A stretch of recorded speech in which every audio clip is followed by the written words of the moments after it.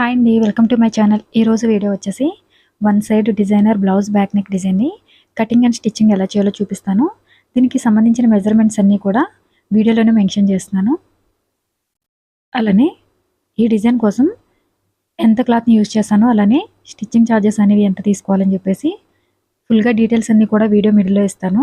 వీడియోని ఎక్కడ కూడా స్కిప్ చేయకుండా చూడడానికి ట్రై చేయండి. ఇక్కడ వచ్చేసి నెక్ డిజైన్ కోసం నెక్ కొలతలను అయితే మార్కింగ్ చేసేస్తున్నాను. ఇది వన్ సైడ్ బ్లౌజ్ డిజైన్ అనమాట. మనకి క్లాత్ కూడా పెద్ద ఎక్కువ క్లాత్ అయితే అవసరం లేదు.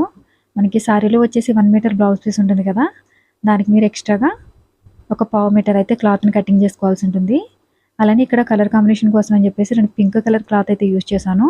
మీకు సారీలో ఏ కలర్ అయితే ఉంటుందో చూసుకుని ఆ కలర్ని అయితే మీరు పైపింగ్ కోసం అలాగే డిజైన్ కోసం అయితే తీసుకోవాల్సి ఉంటుంది. అది కూడా ఒక 1/2 మీటర్ తీసుకుంటే సరిపోతుంది. హ్యాండ్స్కి అలానే బ్యాక్ పార్ట్కి ఫ్రంట్ పార్ట్కి కూడా కలిపి ఒక 1/2 మీటర్ తీసుకుంటే సరిపోతుంది. ఇక్కడ వచ్చేసి డిజైన్ కోసం అని చెప్పేసి 3 inches length, 3 inches width, 15 inches length ఉన్న క్యాన్వాస్ పేపర్ని అయితే తీసుకున్నాను. అలానే ఒక 2 ఇంచెస్ లెంత్ విడ్త్ ఉన్న క్యాన్వాస్ పేపర్ని తీసుకుని స్క్రీన్లో చూపించిన విధంగా హార్ట్ షేప్లో అయితే మార్కింగ్ చేసుకోవాలి. ఇలా మార్కింగ్ చేసుకున్న దాన్ని ఈ విధంగా డ్రా చేసుకోవాల్సి ఉంటుంది అనమాట. మనకి ఈ డిజైన్ కోసం స్టిచ్చింగ్ ఛార్జెస్ వచ్చేసి మనకి లైనింగ్ బ్లౌజ్ 400 నుంచి 500 రూపీస్ లోపు ఉంటే కనుక దీనికోసం అని చెప్పేసి మనం 1100 నుంచి 1200 వరకు తీసుకోవచ్చు. ఎందుకంటే కొంచెం ఎక్కువ టైం తీసుకుంటుంది, అలానే డిజైన్ కూడా కొంచెం హెవీగా ఉంటుంది కనుక దీనికి కొంచెం ఎక్కువగానే స్టిచ్చింగ్ ఛార్జెస్ అనేవి తీసుకోవడం జరుగుతుంది. మీరైతే ఈ బ్లౌజ్కి ఎంత స్టిచ్చింగ్ ఛార్జెస్ తీసుకుంటారో కామెంట్ సెక్షన్లో కామెంట్ చేయండి. అలానే వీడియో గురించి ఏమైనా డౌట్స్ ఉంటే కనుక కామెంట్ చేస్తే రిప్లై ఇవ్వడానికి ట్రై చేస్తాను. ఇలా కింది వరకు కూడా పై వైపున ఒక 1/2 ఇంచ్, అలానే కింది వైపున ఒక 1/2 ఇంచు జస్ట్ ఇలా లీవ్ చేసేసి స్క్రీన్లో చూపించిన విధంగా మిడిల్లో మనకి ఎన్ని హార్ట్ సింబల్స్ అయితే డ్రా చేసుకోగలమో అన్నింటినీ కూడా డ్రా చేసుకోవాల్సి ఉంటుంది. ఇక్కడ వచ్చేసి కంప్లీట్గా 5 సింబల్స్ అయితే నేను డ్రా చేశాను అనమాట. అలానే మనం కటింగ్ చేసి పెట్టుకున్న నెక్ డిజైన్ పార్ట్ ఏదైతే ఉందో దీన్ని స్క్రీన్లో చూపించిన విధంగా క్లాత్కి అయితే స్టిచ్ చేసుకోవాల్సి ఉంటుంది. ఈ విధంగా స్టిచ్చింగ్ చేసుకున్న తర్వాత ఆల్రెడీ నేను ఇక్కడైతే బ్యాక్ పార్ట్ని అయితే స్టిచ్చింగ్ చేసేస్తాను. మెయిన్ ఫ్యాబ్రిక్ని అలానే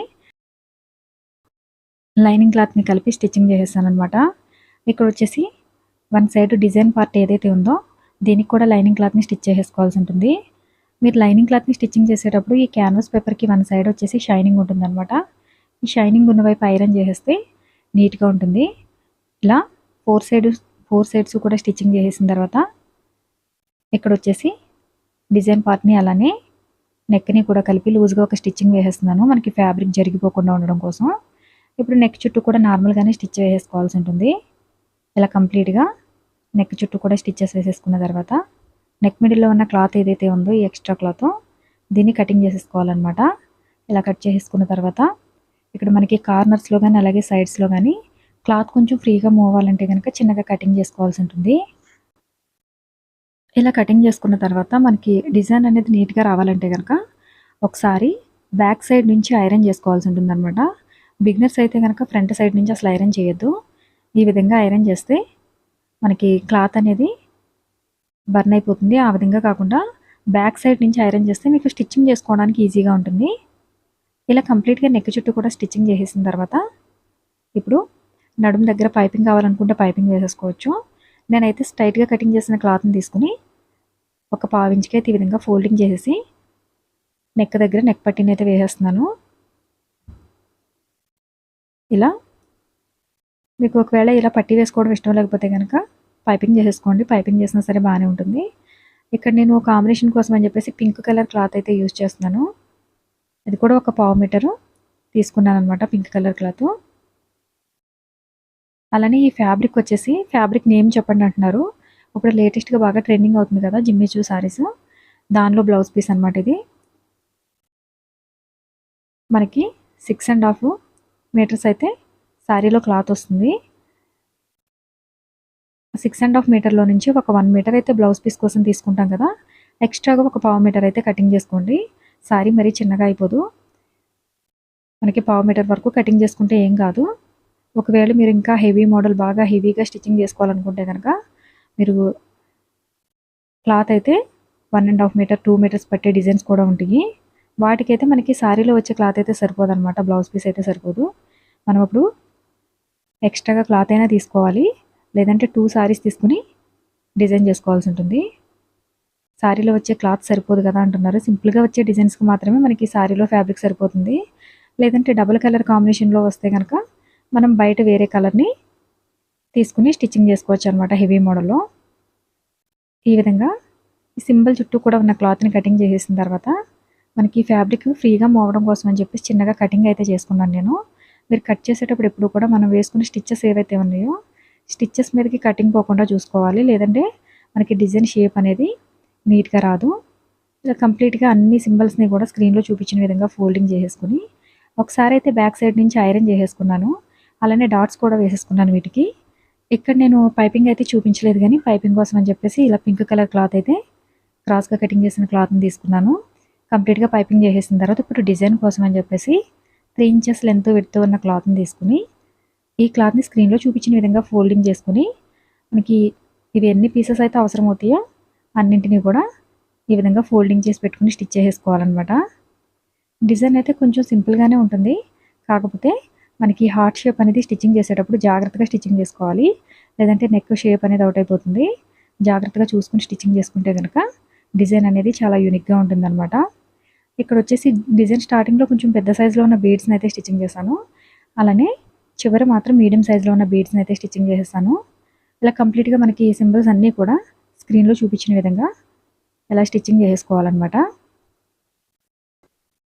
ఎవరైనా మన ఛానల్ని ఫస్ట్ టైం చూస్తుంటే సబ్స్క్రైబ్ చేసుకోండి. అలానే పక్కనే ఉన్న బెల్ బటన్ని క్లిక్ చేసి ఆల్ అనే ఆప్షన్ని క్లిక్ చేయండి. ఆల్ ఆప్షన్ క్లిక్ చేసిన వారికి మాత్రమే నోటిఫికేషన్ వస్తుంది. ఇక్కడ వచ్చేసి మనం శారీలో ఎక్స్ట్రాగా కటింగ్ చేసుకున్న క్లాత్ ఏదైతే ఉందో దాన్ని ఈ విధంగా పొడవుగా 2 మీటర్స్ పొడవులో అయితే క్లాత్ని అయితే కటింగ్ చేశాను నేను. ఇది వచ్చేసి 4 ఇంచెస్ విడ్త్లో ఉన్న క్లాత్ని అయితే తీసుకున్నాను. ఈ క్లాత్ని స్క్రీన్లో చూపించిన విధంగా చిన్న చిన్న ఫ్రిల్స్ అయితే దగ్గరగా స్టిచ్ చేసుకుంటూ రావాలి. మనకి ఫ్రిల్స్ అనేవి ఎంత దగ్గరగా ఉంటే డిజైన్ అంత నీట్గా వస్తుంది. మనకి క్లాత్ తక్కువ పడుతుంది కదా అని చెప్పేసి ఫ్రిల్స్ అయితే దూరంగా స్టిచ్ చేయకూడదు, ఆ లుక్ అనేది మనకు అంత నీట్గా కనిపించదు అనమాట. ఇక్కడ నేనైతే ఫ్రిల్స్ అన్నీ కూడా చాలా దగ్గరగా స్టిచ్చింగ్ చేసేస్తున్నాను. ఇలా స్టిచ్చింగ్ చేసేసిన తర్వాత మనకి ఎక్స్ట్రా ఉన్న ఫ్యాబ్రిక్ ఏదైతే ఉందో దీన్ని కటింగ్ చేసేయాలన్నమాట. ఇలా కటింగ్ చేసేసిన తర్వాత నెక్ 1 సైడ్ వరకు కూడా దీన్ని స్టిచ్ చేసుకోవాల్సి ఉంటుంది. ఇలా గ్యాప్ లేకుండా నెక్ చుట్టూ కూడా స్టిచ్చింగ్ చేసేసుకున్న తర్వాత లేస్ని అయితే స్టిచ్ చేసుకోవాలన్నమాట. నేను వచ్చేసి స్మాల్ సైజులో ఉన్న లేస్ని తీసుకుంటున్నాను. మీకు ఒకవేళ ఈ థ్రెడ్స్ అవి కూడా కంప్లీట్గా కవర్ అవ్వాలనుకుంటే కనుక కొంచెం పెద్ద సైజులో ఉన్న లేస్ని స్టిచ్ చేసుకున్నా సరిపోతుంది. మనకి లేస్ సైజ్ పెరిగే కొద్దీ కొంచెం హెవీగా కనిపిస్తుంది కదా, అందు గురించేసి నేనైతే స్మాల్ సైజులో ఉన్న లేస్ని తీసుకుంటున్నాను. మీకు ఒకవేళ ఈ థ్రెడ్స్ కొంచెం బయటికి కనిపిస్తాయి అనుకుంటే కనుక కొంచెం మీడియం సైజులో ఉన్న లేస్ని తీసుకున్నా సరిపోతుంది. ఇక్కడ కంప్లీట్గా లేస్తో కవర్ చేసేసిన తర్వాత ఇప్పుడు ఈ లేస్ని సైడ్స్ కూడా స్టిచ్చింగ్ చేసుకోవాలి. మనకి డిజైన్ అనేది కొంచెం నీట్గా కనిపించాలంటే సైడ్స్ కూడా లేస్ని స్టిచ్చింగ్ చేసుకోవాల్సి ఉంటుంది.